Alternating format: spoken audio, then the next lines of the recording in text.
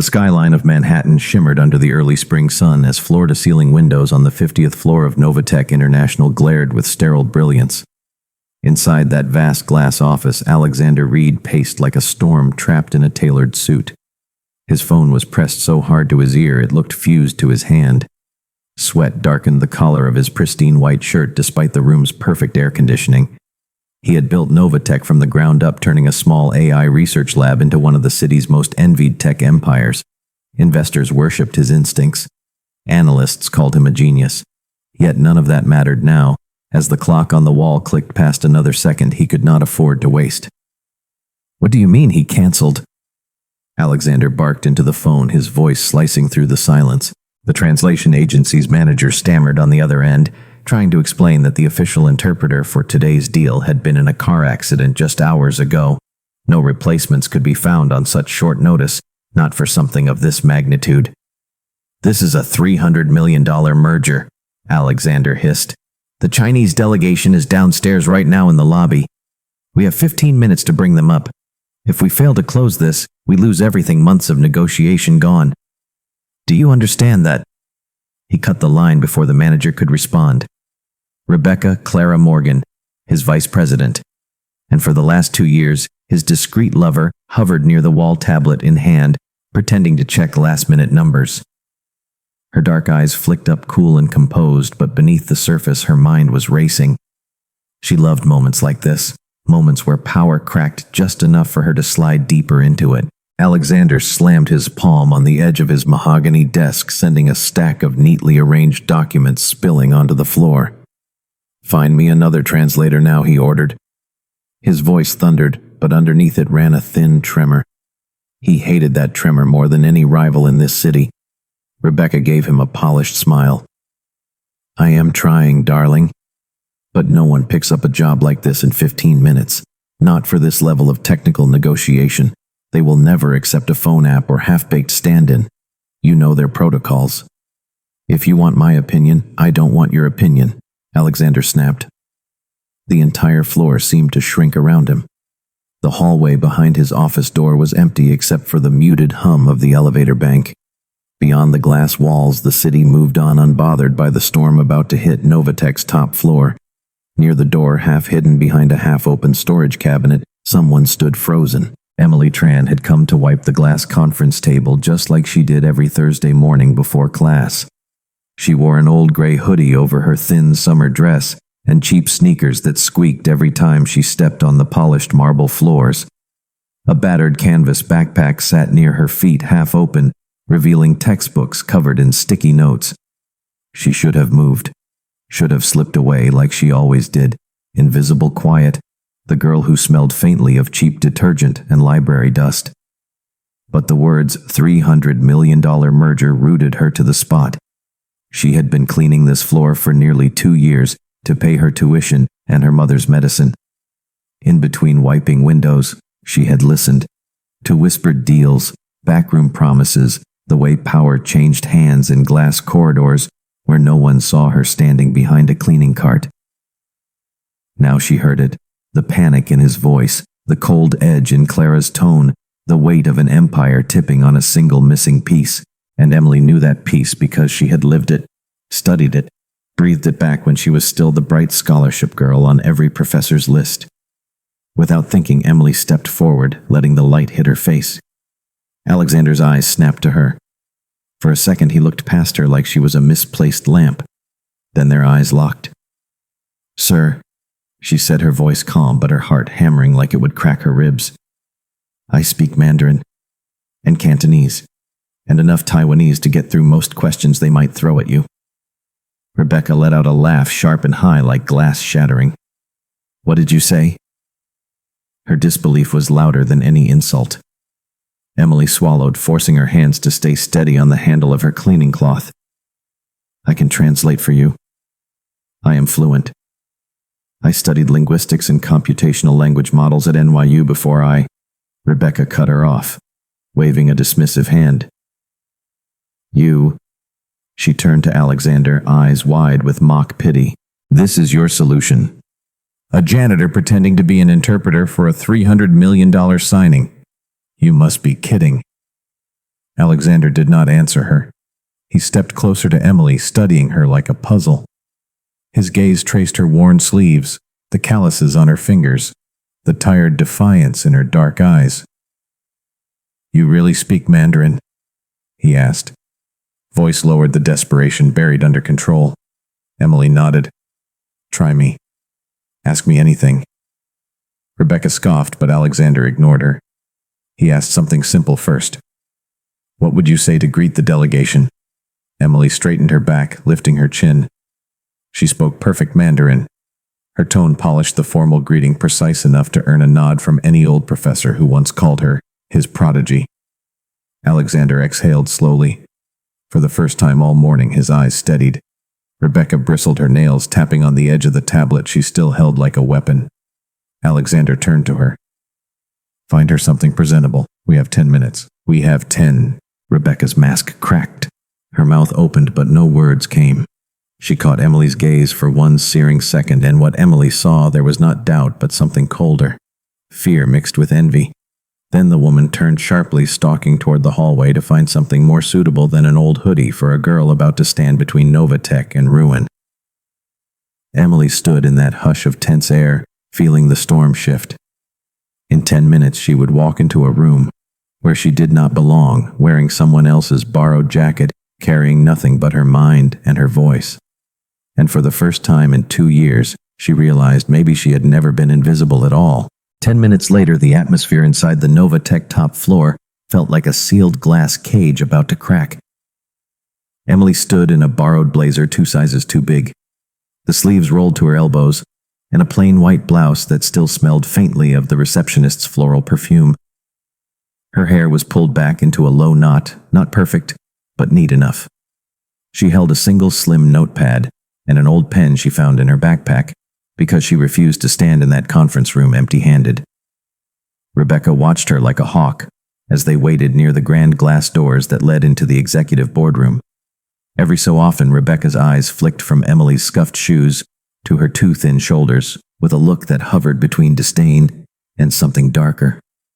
Alexander stood by the window, his hands clasped behind his back, the city reflected in the glass behind him. His sharp features looked carved from ice, but his eyes never drifted far from Emily, as if he could anchor the whole moment on the slim hope she represented. The elevator chimed its arrival with a polite ding. The Chinese delegation stepped out in precise formation. 5 men in dark tailored suits, briefcases, polished shoes, quiet murmurs in Mandarin filling the hallway like soft music. The leader, Mr. Shen, was a seasoned negotiator known for refusing deals that even hinted at disrespect. The room seemed to inhale as they approached. Alexander straightened his tie, stepped forward, and extended his hand. Mr. Shen returned the gesture with a slight bow. Emily mirrored the bow the way her professors had drilled into her for years, nodding just enough to convey respect, but not enough to seem subservient. She greeted Mr. Shen in Mandarin, her tone formal, gentle, and her words layered with subtle phrases that acknowledged both his seniority and the trust Novatech hoped to build. Shen's brows lifted slightly in surprise, his eyes softening as he returned the greeting. "Very good Mandarin," he said in English, glancing at Alexander with polite approval. "You hired a local linguist." Alexander did not miss a beat. "Miss Tran is our internal consultant for linguistic and cultural strategy," he said, his voice smooth as glass. "She will handle interpretation and nuance during today's session." Behind them, Rebecca shifted her weight, folding her arms so tightly her knuckles whitened. Emily felt the heat of that glare on the back of her neck, but did not flinch. She gestured with a slight wave toward the polished doors. "This way, please," she said in Mandarin, and her words flowed out like water over polished stones. Inside the boardroom, the atmosphere changed the moment the delegation took their seats. The table stretched 12 feet of glass and brushed steel with elegant water pitchers and neatly placed notepads at every spot. Alexander sat at the head of the table, Mr. Shen at his right. Emily stood just behind Alexander's left shoulder, ready, notebook open, pen poised. The first hour tested every ounce of Emily's focus. Technical terms about AI integration, cybersecurity protocols, licensing frameworks spilled across the table like quicksilver. Each time Emily matched pace and tone, her voice shifting from Mandarin to English and back again, smoothing over tiny cultural edges that could have turned polite nods into silent offense. She adjusted a phrase here, rephrased a joke there, slipped in a proverb when she caught Mr. Shen's eyes narrowing in polite disagreement. Rebecca watched from her spot, 3 chairs down, her eyes flicking from the projection screen to Emily's calm posture. The deeper the conversation dug into specifics, the more obvious it became that Emily was not just parroting words.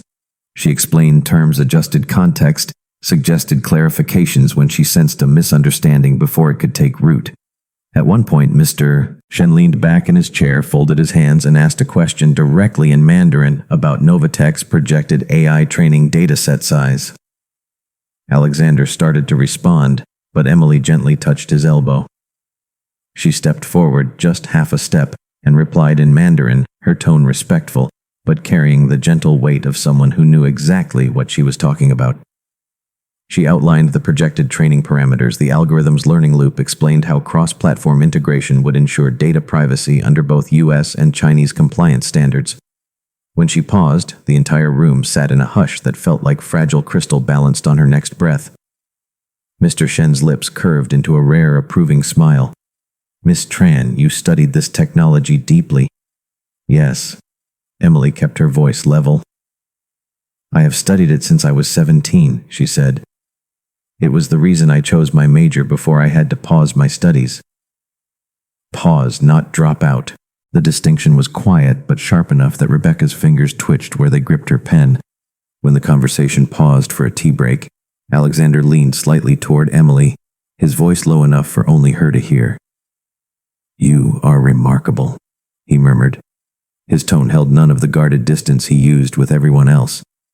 Just calm, genuine disbelief that somehow this small woman had appeared exactly when he needed her most. Emily forced herself not to look directly at him.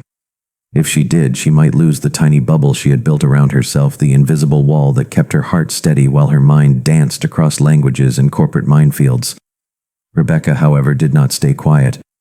As the delegation stepped aside for tea, she leaned closer to Alexander, ignoring Emily entirely. "You cannot be serious about this," she hissed, her voice like acid on silk. "She's a cleaning girl, Alex. This is not a movie. This is not some inspirational fairy tale you can sell to the board." Alexander's jaw tightened, a vein pulsing at his temple. "And yet, she is the only reason this deal is still alive." He shot back, his voice low but slicing. Rebecca's eyes snapped to Emily, narrowing to slits. "I know what this is," she said, her words slow and cutting. "You think she is special because she stands here all wide-eyed and eager. You will ruin everything because you think this is some redemption story." Emily held her ground. She said nothing. She knew people like Clara Morgan, their power rooted in a throne built from the fear of losing power. She also knew something Clara did not. Emily had never wanted to sit on a throne. She wanted to build a door wide enough for people like her to walk through without begging for permission. When the meeting resumed, Emily found herself stepping deeper into the role she had not asked for, but could not refuse. The Chinese delegation began asking questions directly to her, clarifying market expansion terms, testing her comfort with regional dialects. Rebecca tried to interject twice, redirecting questions back to Alexander, but each time Mr. Shen looked to Emily instead, the unspoken hierarchy of who truly held the room shifting in degrees, so subtle yet so final. 2 hours in a moment of silence hovered over the table. Then Mr. Shen leaned forward, spoke in Mandarin, and asked the question that turned the air into static. "Miss Tran, have you ever considered consulting independently?" He asked it so lightly that for a heartbeat Emily wondered if she had imagined it. But his eyes were sharp, reading her reaction, weighing her answer. Before Emily could speak, Rebecca's laugh cut through the hush. "Miss Tran is busy cleaning toilets when she is not playing interpreter," she said in crisp English, her tone dripping sugar laced with venom. "Surely you would not trust your billion-dollar venture to someone who cannot even afford a suit." The insult was so direct, so naked that the hush cracked into tense stares and held breaths. Emily's fingers clenched around her pen. Alexander turned sharply to Rebecca, fury flashing in his eyes, but Emily lifted a hand. She met Mr. Shen's eyes directly, her voice steady as stone. "Mr. Shen, if you wish to discuss consulting, I am open to it, but only after we ensure this agreement honors both sides equally," she said in Mandarin, her words crisp and clear. The delegation leader held her gaze for a long second, then nodded with the faintest smile. Rebecca sat back, clearly rattled. But the small victory did not erase the truth burning under Emily's skin. She knew Rebecca's venom was not just casual cruelty. It was fear. Because for the first time, Clara Morgan realized Emily Tran was not just a poor student, lucky enough to stumble into a miracle. She was a threat, and threats could not be controlled. For the next 30 minutes, Emily pushed every shred of her knowledge forward, smoothing every last wrinkle until the final document draft sat signed in duplicate on the glass table. Mr. Shen shook Alexander's hand, then turned to Emily and bowed slightly. "We will speak again soon." "Miss Tran," he said in Mandarin, the promise tucked neatly between polite syllables. As the delegation exited the room, the door clicked shut, leaving behind only the hush of triumph, heavy with everything unsaid. Alexander looked at Emily, not like an employer, not even like a grateful savior, but like a man who had just realized the most valuable thing in the room was the person no one saw coming. Rebecca stood near the door, arms folded, mask cracked, and eyes glittering with something Emily finally recognized. Envy laced with the sharp edge of something worse. A plan forming. A storm gathering. And Emily, for the first time in her life, did not feel small under that storm. She felt ready. The corridors outside the boardroom seemed to hum with invisible whispers as Emily stepped back into the hallway, her borrowed blazer still stiff across her shoulders. The warmth of the glass-walled room faded quickly, replaced by the crisp, sterile chill of corporate marble and the faint echo of Rebecca's clipped footsteps behind her. Alexander fell into step beside Emily, his expression carved from some careful mix of awe and curiosity. For the first time since she had met him hours ago, she saw him not as the giant at the head of the table, but as a man trying to understand the impossible puzzle she had become. "Where did you learn to do that?" he asked as they paused by the window overlooking the sprawl of Midtown. His voice was lower now, almost hesitant. Emily shrugged, tugging the blazer tighter around herself. Years of school books, professors who loved the sound of her questions. She left out the nights she had stayed awake on library floors because her dorm room was too loud with broken radiators or roommates she could not afford to live without. She left out the afternoons scrubbing lecture hall chalkboards for a little extra cash, while her classmates drifted out to internships and big city lunches. "You are not just a student," Alexander said, studying her face. "Or a cleaner. There is something else." Emily turned to face him, head high despite the exhaustion pooling under her skin. "I am just someone who knows what she is good at," she said. "Someone who did not want to spend her life sitting in a glass box, pretending money makes people more important than they really are." A faint grin tugged at the corner of his mouth.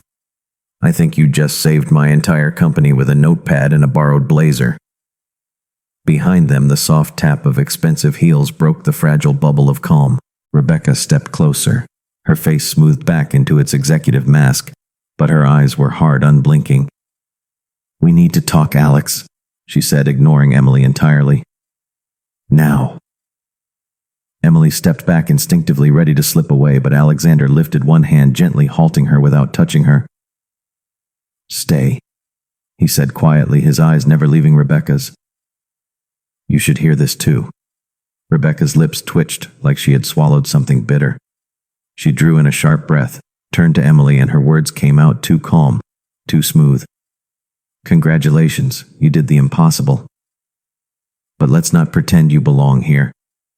That was a fluke, a cute fairy tale. These people, Mr. Shen, his entire delegation, they do not respect janitors with shiny degrees. They respect structure, status, real power." Emily felt her jaw tighten, but Alexander stepped forward, cutting Rebecca's words short. "Enough, Clara." The use of her first name sliced the space between them. Rebecca's mask slipped just enough for Emily to see the heat behind her controlled anger. Do you know what she really is, Alex? Rebecca said, her voice trembling just at the edges. She is dangerous. She is the girl who hides in corners listening. Do you really think she will stop there? You think she will just go back to scrubbing floors? Alexander stared at her, the weight in his gaze pressing so hard. Rebecca shifted back half a step. Emily wanted to look away, wanted to give them privacy for this unraveling, but something held her rooted to the polished marble. Mr. Shen has already asked to meet me again, Emily said evenly before she could stop herself. I did not seek that out. I did my job. Rebecca's eyes flicked to her sharp, calculating. Of course he did. He will use you and throw you away the second he finds someone cheaper, smarter, more obedient. And where will you be? Back here begging to clean our floors? Emily did not answer. She did not need to, because Alexander stepped closer to Rebecca, his voice low enough that only Emily could really hear the way it cracked just a little. Clara, you are not afraid she will embarrass the company. You are afraid she will expose you. Rebecca's mouth opened, but no words came. Emily's mind flashed back unbidden to late nights mopping the hallway near Clara's office. The phone calls in hushed, angry tones, the documents left open on a glowing screen. She had never meant to watch, never meant to listen, but some truths crawl under locked doors no matter how tightly you seal them. A subtle buzz in Emily's back pocket jolted her thoughts. She pulled out her old phone, a cheap prepaid model that looked like it belonged to a teenager in 2005. On the screen, a number she did not recognize, but the Mandarin characters told her exactly who it was. A text. Miss Tran, I would like to discuss future collaboration privately. Discretion guaranteed. Please confirm a time. Rebecca leaned forward, trying to glimpse the screen, but Emily angled it away, slipping it back into her pocket. She lifted her eyes, meeting Clara's cold stare with a calm she did not know she possessed.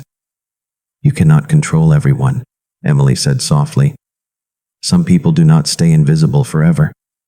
Rebecca's composure fractured for just a heartbeat, her perfectly painted lips parting around words that would not come. Then she snapped her mouth shut, pivoted on her heel, and stalked down the corridor, her heels striking the marble like gunshots.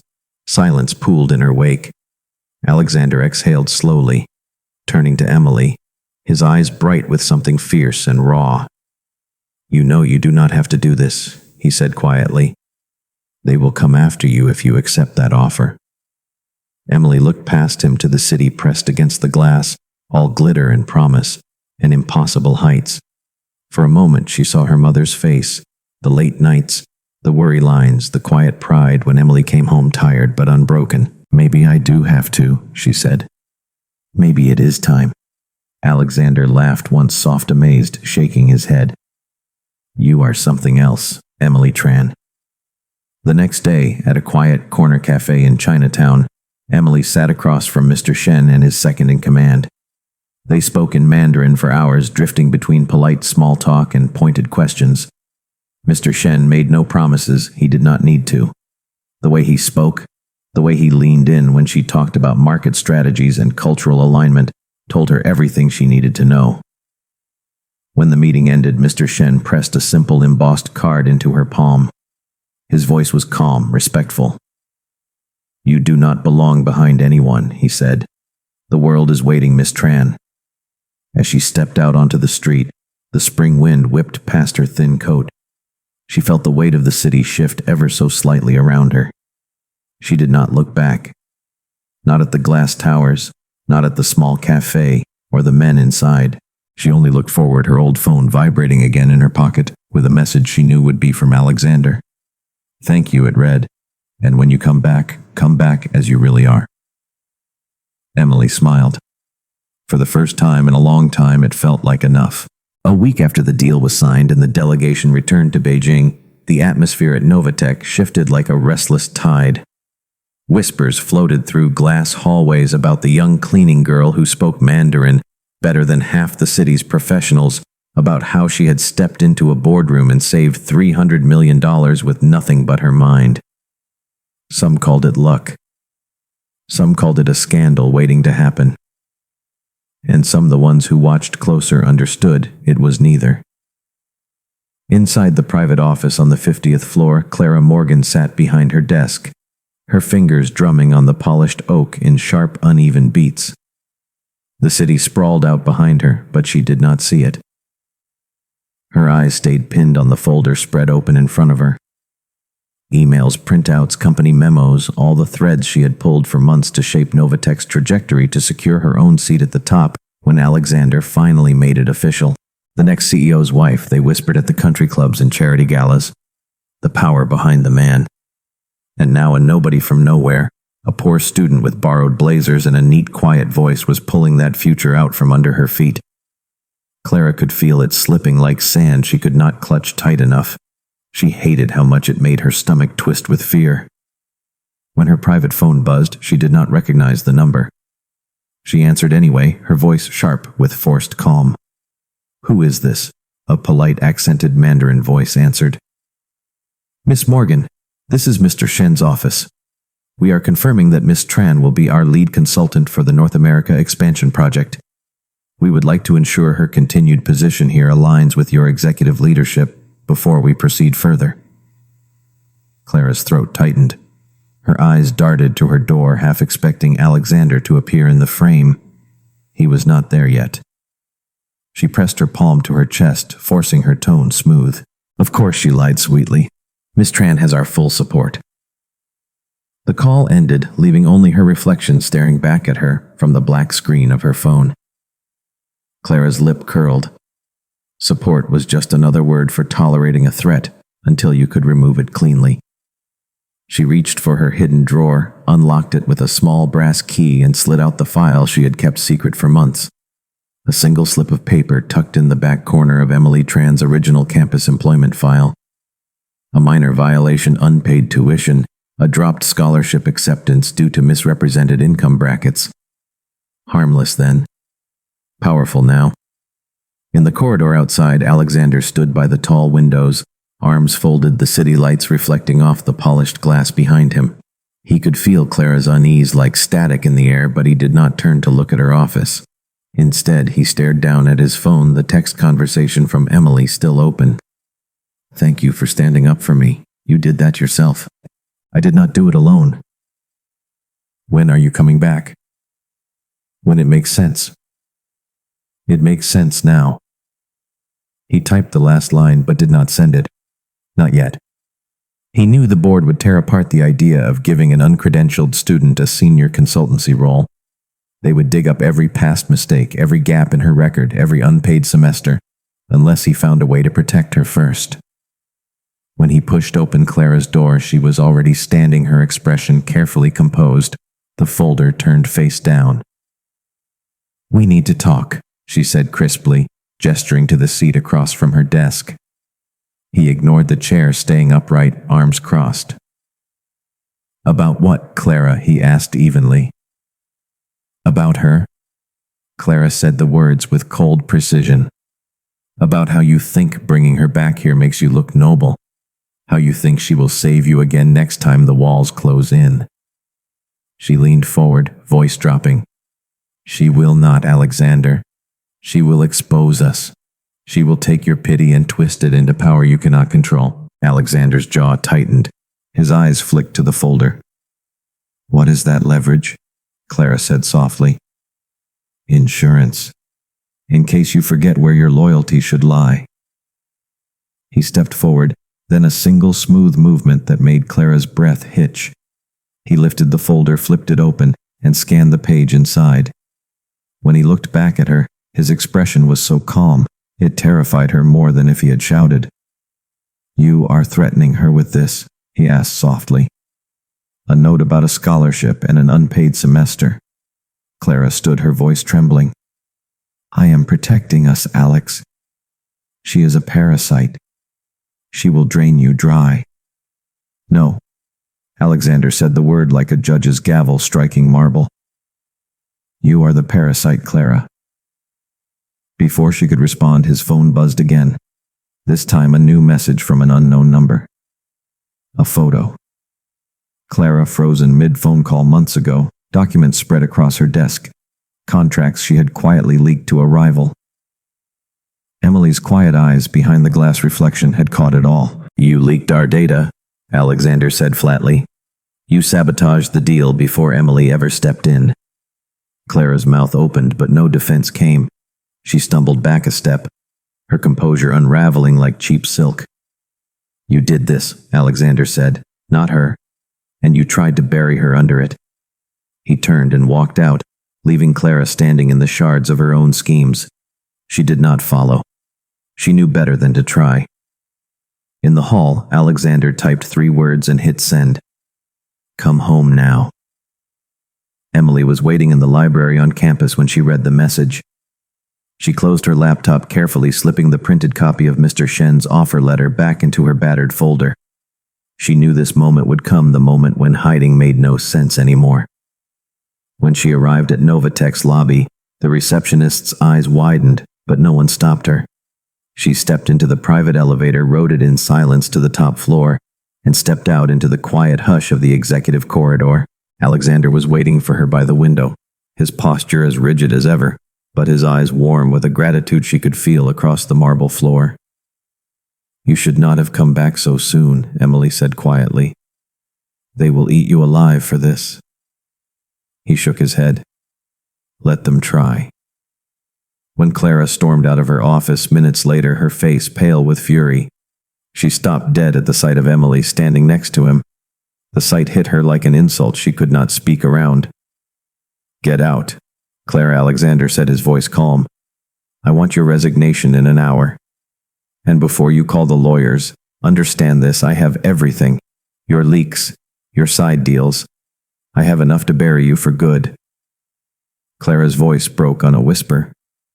You will regret this, Alex. He looked at Emily, then back at Clara. No, he said.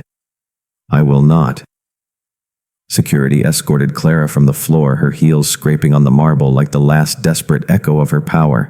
The glass walls reflected her smallness back at her one last time before she vanished behind the elevator's closing doors. When she was gone, Alexander turned to Emily, his breath catching like he had been running uphill for hours.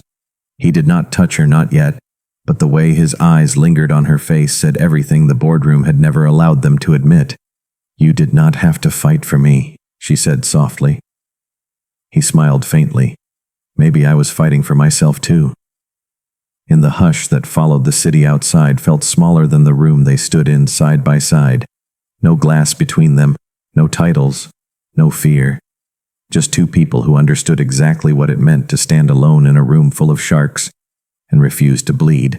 2 months later, the 50th floor of Novatech no longer felt like a fortress of glass and secrets, but something warmer, more alive. The whisper of scandal that once haunted every hallway faded, replaced by cautious admiration. They no longer called Emily the cleaning girl behind closed doors. Now they called her what she was, the strategist who saved $300 million, and the woman the new Asian partners trusted more than any polished executive in the building. Emily sat at her new desk, the one Alexander insisted she keep by the corner window that overlooked Manhattan's restless skyline. The battered canvas backpack she once carried cleaning supplies in now held draft agreements and translation notebooks side by side, with her final tuition receipt stamped "Paid in full" in bright red ink. She paused over a spreadsheet, cross-checking figures for the next phase of the expansion deal. Somewhere behind her, the muffled sound of Alexander's voice drifted through the cracked door. He was on another call with Beijing, finalizing the next wave of projects she had helped build brick by brick out of all the forgotten hours she had once spent invisible on this same floor. A soft knock made her look up. It was Alexander. Not the CEO this time, not the man whose name graced headlines, but just Alex. Tired, gentle, a faint smile curling his mouth when he saw her look. Done for the day, he asked, leaning against the door frame, arms folded like he planned to stay there until she answered. Almost, she said, turning her chair to face him. Just this last file.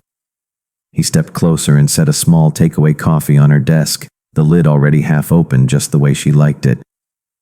Emily laughed under her breath. "You remember my order?" "I remember everything about you," he said, and the words came out so soft she almost thought she imagined them. He sat on the edge of her desk, close enough for her to see the faint worry lines that still framed his eyes when he looked at her like this. "The board approved the new scholarship fund today," he said. "The one you proposed." She felt her breath catch. "You did not have to push for that. I wanted to." He paused, as if tasting the truth before letting it free. "You earned this, Emily. You did more than any of us, and you asked for the least." A warmth spread through her chest that had nothing to do with the coffee. She thought of her mother back home, the treatments paid for in full, the quiet phone calls at night when her mother's voice no longer shook with worry about bills they could never outrun. She thought of the name she had written at the top of the new fund, the Second Chance Grant, a promise to kids like her who dreamed big, but fell hard when life got in the way. "I want them to know it is okay to pause," she said quietly, "to get back up. I want them to know they do not have to stay small." Alexander nodded, his eyes never leaving hers. "You showed them that by being here." The quiet stretched between them, something gentle, something they no longer tried to hide. Outside, the sun dipped behind the city's endless towers, painting glass and steel with a gold that made everything look new. He brushed a strand of hair back from her face, his fingertips lingering like a question he had asked her in so many silent ways these past weeks. She leaned into his touch, not to answer the question, but to tell him she had stopped needing permission to stand where she belonged. "Do you ever wish you had done it differently?" he asked, voice barely above the hum of the city below.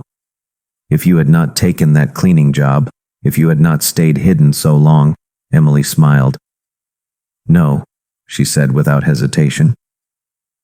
"They taught me more by pretending I was invisible than they ever could if they had seen me." He laughed, a quiet sound full of something that felt like relief. He pressed his forehead to hers just for a breath, stealing a moment that did not need to be explained. "Come on," he murmured, pulling back enough to see her smile. "You are off the clock now. Dinner is waiting." "And you are buying," she teased. "Always," he said, "and always will." When they left the office side by side, the city's lights blinked on like a million tiny reminders that sometimes the smallest choices build the biggest bridges. Sometimes the girl who gave up everything to stay in the shadows steps into the light exactly when the world needs her most. In the weeks that followed, Emily's name slipped quietly into the company's official records, not just as a consultant, but as a cultural strategist for global expansions. The scholarship launched within months. 20 new students received full rides in her name. And every morning, her mother's voice on the phone reminded her that her story was not just hers anymore, but a promise to everyone who ever felt unseen. Alexander stood beside her through it all, not above, not ahead, but beside her, not because she needed saving, but because he knew the rare truth of her strength. The world still watched them, whispered about the CEO and the student who changed everything, but Emily no longer cared about the whispers. One evening, long after the building emptied, Alexander found her at her desk, papers spread like a quiet testament to how far she had come. He sat across from her in the hush, and they spoke of plans, not just contracts, but homes, gardens, trips to places she once only read about through library glass. When he reached for her hand, she let him hold it, not as a trophy, not as proof of a power shift, but simply because it felt right. The woman who had once mopped marble floors for pennies now wrote million-dollar contracts with the same hands. The same hands now rested in his as the city hummed beyond the glass walls that had never been strong enough to keep her out. And in that soft quiet, Emily knew her story was no longer just about survival. It was about building something lasting, something no one could ever sweep away again.